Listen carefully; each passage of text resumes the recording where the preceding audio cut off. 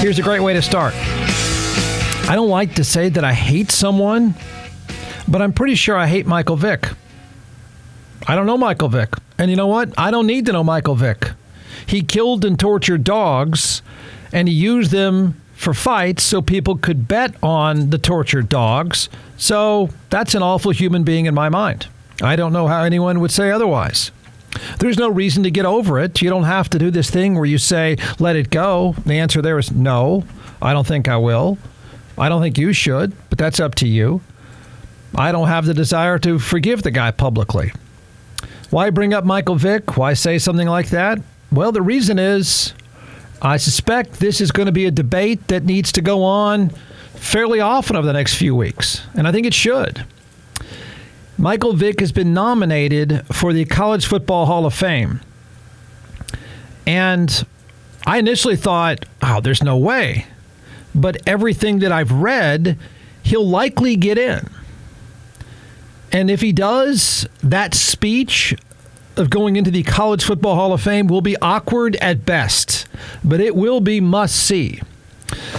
So it was just announced that he is among, I believe the number now is like 78 players. There are 9 coaches that have been nominated for the College Football Hall of Fame.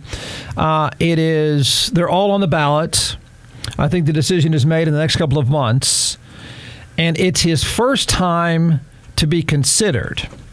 Now, if we just take Michael Vick, don't say we want to separate the stuff out. Don't say that. I'm not going to. The crime. And he did 21 months for the crime, the horrific, despicable crime. But he led Virginia Tech, just taking the Michael Vick bio and all of his work in college. He took Virginia Tech to an undefeated season. They go to the national championship game. He finished third in the Heisman Trophy. That year, Jason White of Oklahoma won it. Larry Fitzgerald, who will go down as one of the best receivers ever to play the college game, and he'll also go down as one of the best pro players of all time, finished second that year, I think.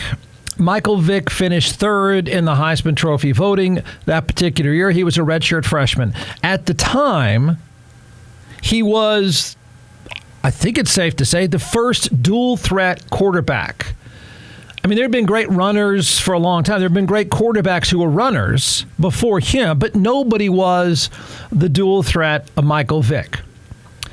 He might be, I don't think it's that much up for debate, but that's fine. He might be the best running quarterback of all time, but he was also a great passer in college.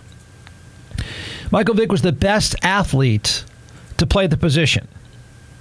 And a lot of people, I guess, will argue that. I'm fine arguing that. I'm going to back it all up. His numbers weren't crazy for his college career, but some of them jump out. Okay, he only finished, these numbers now, we're talking about, what would this be, 2099, I guess? 1999? He finished with only 3,400 yards passing. Again, these numbers don't make any sense now.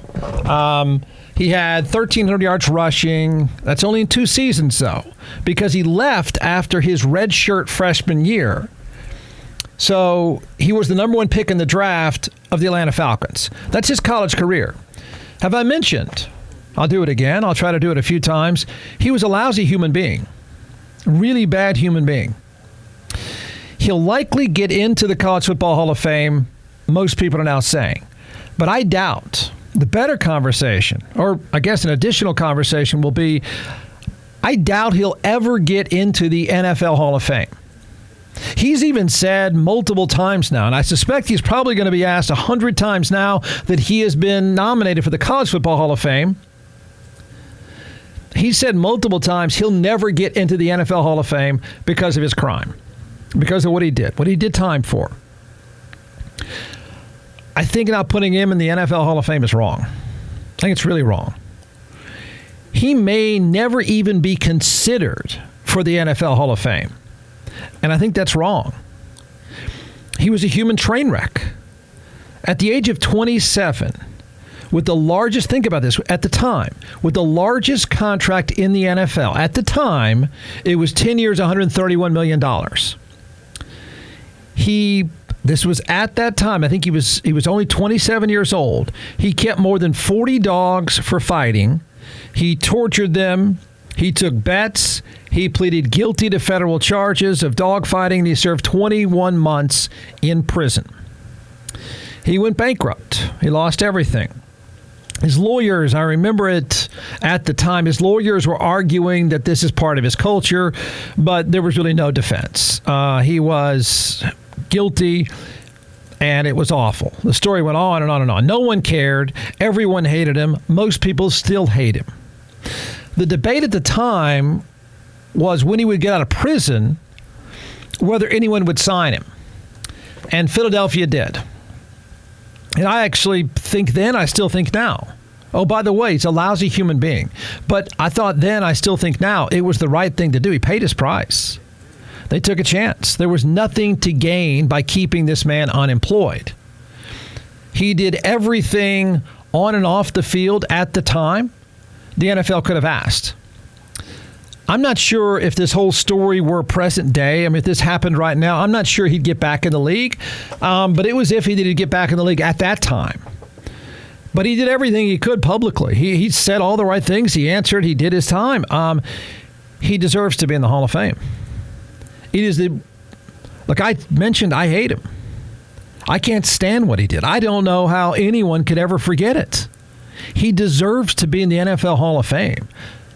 Forget the College Football Hall of Fame. The better discussion is he should be in the NFL Hall of Fame. And it's not going to happen. That's not taking the crimes out of the story, because this stuff is going to move front and center the more you hear about Michael Vick and the more you hear about him going into the College Football Hall of Fame. This has got to be one of the most controversial athletes of the last 30, 40 years or so, easily, because of what kind of player he was, and then what he did, and then his comeback, which was pretty epic, to say the least. His crimes are part of his story. I'm advocating for him to be back in the NFL Hall of Fame. I'm going to make an argument that he should be in the NFL Hall of Fame, and that's including the awful crimes that he committed, which are just unthinkable. The crimes overshadow his incredible career. He admits the crimes will always overshadow his incredible career. And it wasn't just that Michael Vick, again, don't take the crimes out of it at all. I'm not doing it. But it just wasn't just an incredible career. It was an impactful career. He was a difference-making athlete unlike any other. He has said countless times, I hate my legacy, and he should. Have I mentioned he was an awful human being? He says over and over again, I hate my legacy. I hate my legacy. I suspect if he gets into the College Football Hall of Fame, that's going to be part of the speech. We hate him. You should. But he should be in the NFL Hall of Fame. I'll argue there's a much better case for him to be in the NFL Hall of Fame than there is for him to be in the College Football Hall of Fame. He played 2 seasons for Virginia Tech. That's it. Oh, they were monumental, no doubt. But his NFL career is a lot better than people realize. And his impact was much more than people realize. He should be in the NFL Hall of Fame, and he'll never make it, and I think it's wrong. I think the NFL is missing a chance to tell a story. I'll try to tell a story, but I think the NFL is missing a chance to tell a story of one of the flawed human being completely. Easy guy to hate. Easy. But the NFL is missing a chance to tell his story. What you see today in games is Michael Vick. Okay, here's why I think he's beyond just the stats that were really pretty remarkable. The stats alone would be enough to get in the Hall of Fame, but there's more to him than that, including the horrible crime. But he changed the quarterback position. You hear dual threat all the time. He created dual threat. There wasn't dual threat before Michael Vick. There wasn't. There were runners, there were passers, but there wasn't anyone like him. He changed the position. What you see on a Friday night in high school football, what you see on a Saturday afternoon, what you see on Sunday What you see on Sunday in Philadelphia, what you see on Sunday in Miami, what you see on Sunday at quarterback in Baltimore and Chicago, I can keep going. What you're going to see on an NFL field, what you see in high school fields and college fields, the players of today, those dynamic players at quarterback today are because of Michael Vick. It's true. I mean, without Michael Vick's impact, without Michael Vick, Cam Newton's a tight end. Lamar Jackson, Kyler Murray are receivers. Jalen Hurts is probably, I don't know, a running back or a safety or something. Michael Vick is one of the most important. Oh, do I need to say he was a despicable human being and easy to hate? I'll say it again. But he is one of the most important players of the past 30 years. I mean, it's a short list, but he's on a short list of being that important. He was the first black quarterback to be selected number 1. He played 14 years. I'm not even sure people know that. That's after going to prison for 21 months. He went to the Pro Bowl 4 times. He was the NFL Comeback Player of the Year, which a lot of people, myself included, hated every single second of it, but he deserved it. He deserved it. He threw for almost in his career 23,000 yards. He had 133 touchdowns. He has the most career rushing yards in NFL history with 6,200. That by itself gets you in the Hall of Fame. It does, and it should.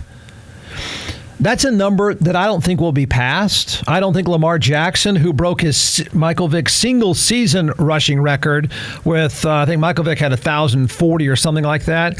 Lamar Jackson probably won't play long enough to break those records because he doesn't need to. He'll make enough money. I don't think those numbers are going to be touched again unless it is Lamar Jackson. If Lamar Jackson does it, it won't be touched again. There's just not going to be a player playing like that for that long. On top of everything else, Michael Vick had one of the greatest single-game performances of all time. If you make a short list of greatest Monday Night Football games of all time, they're going to include Earl Campbell, it would include Bo Jackson's game against Seattle, and it's going to include Michael Vick on a Monday night. He went 20 of 28 for 333 yards. He had 4 touchdowns. He ran for 80 yards. He scored 2 touchdowns. The Eagles scored 59 points, 45 at halftime. They had 600 yards. He and Donovan McNabb are the best quarterbacks ever to play at Philadelphia. And both need to be in the Hall of Fame. I mean, it's I don't know. The debate may be all about him getting into the College Football Hall of Fame. And I'm fine with you having the debate. I'm fine with people being disgusted with his crimes. It's fine bringing the crimes up again. It really is. Should never forget them. He doesn't, by the way. He says all he can publicly. There's nothing more the guy can say. So we're not going to forget the crimes. You're not going to forget hating him. I won't. He has owned it. He did go to prison. And no matter how despicable he may have been as a human being, that should not forget the College Football Hall of Fame. Forget it. It shouldn't get in the way of his Hall of Fame numbers. And he had Hall of Fame numbers. He was a Hall of Fame player. He belongs in the Hall of Fame. It won't happen. He knows it won't happen. Most people don't want it to happen. The NFL doesn't have the guts. They don't. They don't have the guts. I'm not quite sure the College Football Hall of Fame has the guts, but they had the guts to nominate him when he only played 2 seasons. The NFL... Although I think we'll see if he gets in the College Football Hall of Fame. I think he will own his crime again. He will probably diss his legacy, which he probably should. And the speech will probably be fantastic. I'm not sure you'll come away liking him anymore, probably hating him a little less. The NFL doesn't want to hear his speech. The NFL doesn't want to give him the chance. The NFL doesn't have the guts. But the speech would be good.